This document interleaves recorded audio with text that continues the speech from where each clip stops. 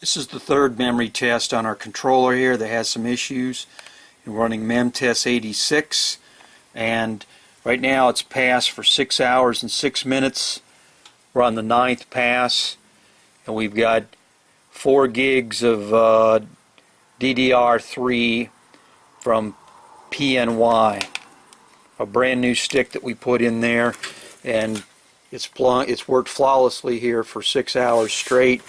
And previous tests we had Super Talent, and it failed at 2 to 3 passes on either slot. And so we went through and reseated this several different times, and it failed on both slots. And this is an XP embedded system that's used on a controller, and it's got DDR3. It's got about a 3 gigahertz processor or something like that on it. The older one had DDR2 on here in the bottom, but what would happen on this, it would lock up every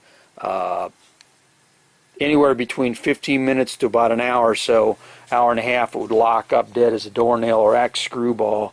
So I'm running right now Ubuntu on this CD, and it's not loaded. It's just running the tools of Ubuntu that has memtest86 and I can put the static strap on here and touch around. This PNY chip looks like it's got a cool looking heat sink on it, and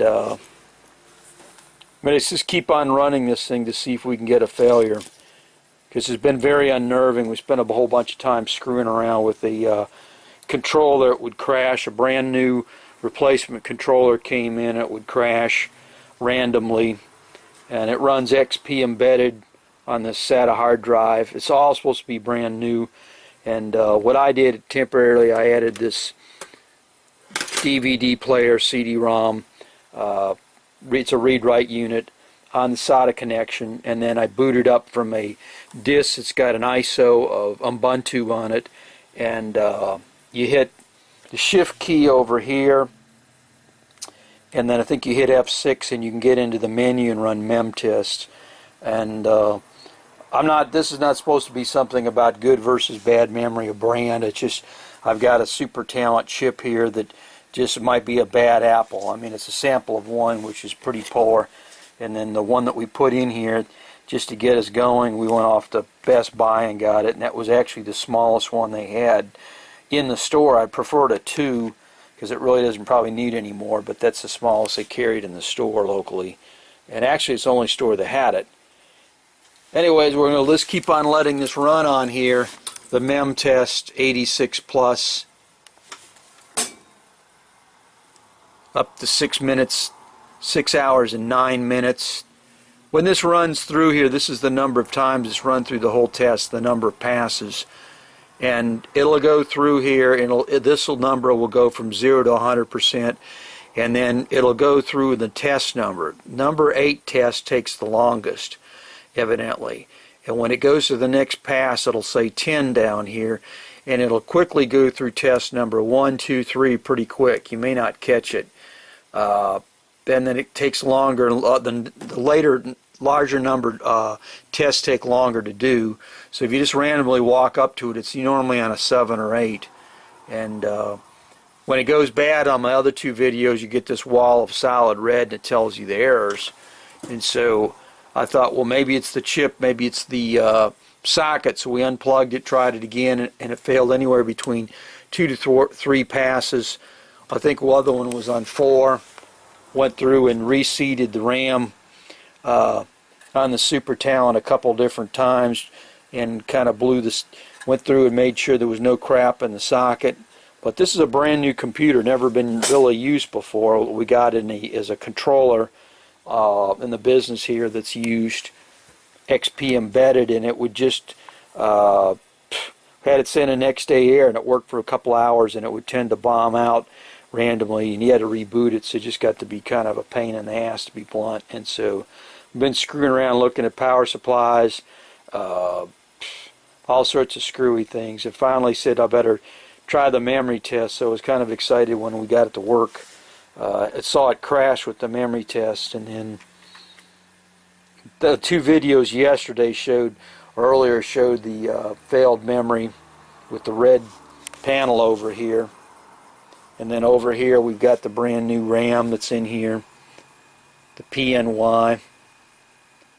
And it evidently seems to be working fairly well. I'm just going to keep on letting this run all night just to see what happens. Now here you go here. It just went through and says test number 2. It's up to pass 10. See, it goes pretty quick, moving in version 1s and 0s.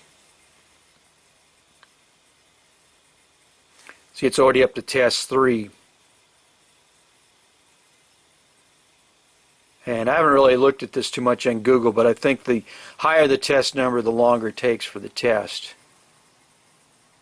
This is telling you the DDR3 1330.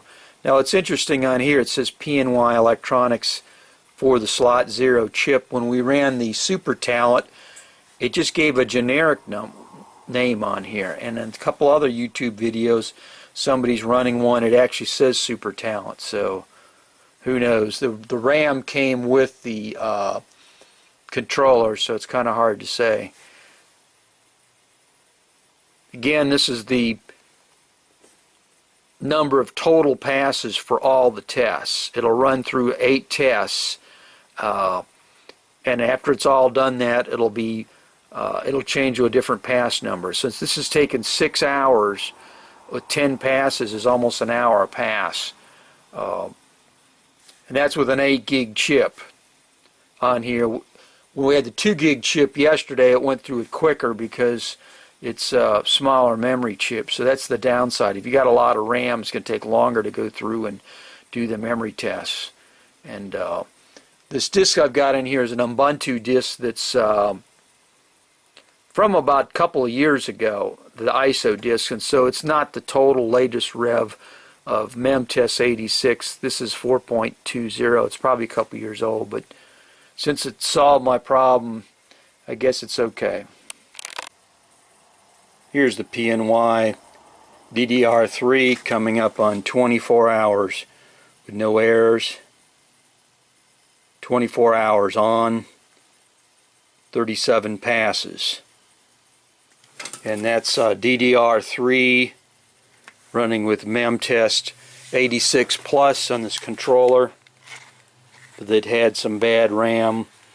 That's a 4 gig chip, and it's gone 24 hours without barfing. And the old chip on the new controller was Super Talent, and it barfed in either slot between 2 to 4 passes in either slot. I ran some tests, and it would tend to have errors, lock up this old controller. Actually, it's a brand new controller. This is a replacement one. We're running Ubuntu, but here the PNY is no errors, which is kind of neat.